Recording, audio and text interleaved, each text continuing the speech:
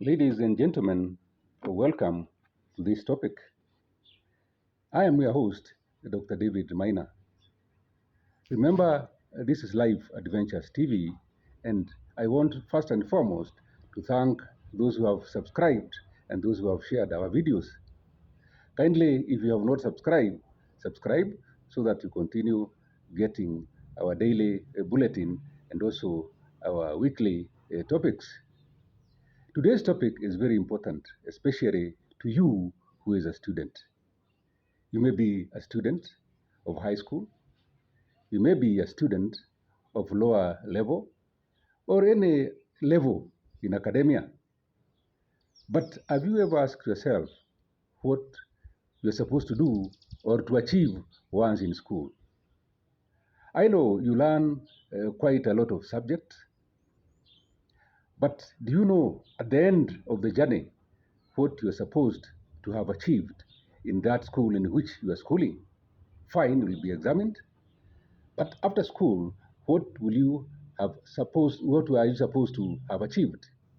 And therefore, this topic is very important for you today, a student, so that wherever you are studying, know your target, know your goals, know your route to follow, and know what you're supposed to achieve in the long run and at the end of your academic calendar. The academic achievements are not very many as we think. The academic targets are supposed to be only in three levels. I'll give you in summary and then I'll go deeper to explain them. The academic levels that we're supposed to achieve first and foremost is cognitive dimension. We call it cognitive dimension. Number two is psychomotor dimension. Psychomotor dimension. And number three is affectionate dimension. Let me explain what are these dimensions. Cognitive dimension applies to what you apply and help your knowledge or your brain. Cognitive dimension depends on the subject that you are taught in class. You are taught to learn, to sharpen your mind. You are taught mathematics, physics, chemistry, biology, all the subjects combined in secondary school or in university or in any tertiary institution. They are supposed to sharpen your mind. Not necessarily for seeking employment, no. They're supposed to prepare your mind so that when you move out of in the society, you'll be able to apply that brain, either to create a job for yourself or to be innovative and come up with an invention. All you can apply when you get employed. And therefore, in school or college, we are supposed to make sure that our brain is no longer the same way it entered in that school. We are different. As you move out of that school or that college, ensure that your brain is sharpened, you're bright, you know how to come up with solutions to today's problems and also your own problems. You are able to come up with various inventions because you learned in school and your cognitive dimension was well prepared and well nurtured to ensure that you counteract any problem that is in the society or any problem that you will encounter. Dimension number two, as I said, it is psychomotor dimension or psychomotor level.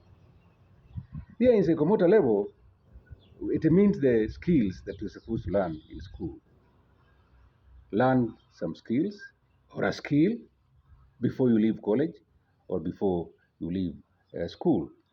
And make sure that you learn something that will help you in society or that can alleviate poverty in society. You can learn subjects that will be able to help you to be self-employed. For example, you can learn football. Football is a very well-paying job. You can learn indoor games. like badminton. You can learn tennis. You can learn so many. You can name them. Golf. You can learn how to do these games, hockey games, and the like. You can also learn skillful subjects like plumbing, engineering, electricity. You can learn construction and building, and all these are psychomotor subjects, and they will help you and help the society.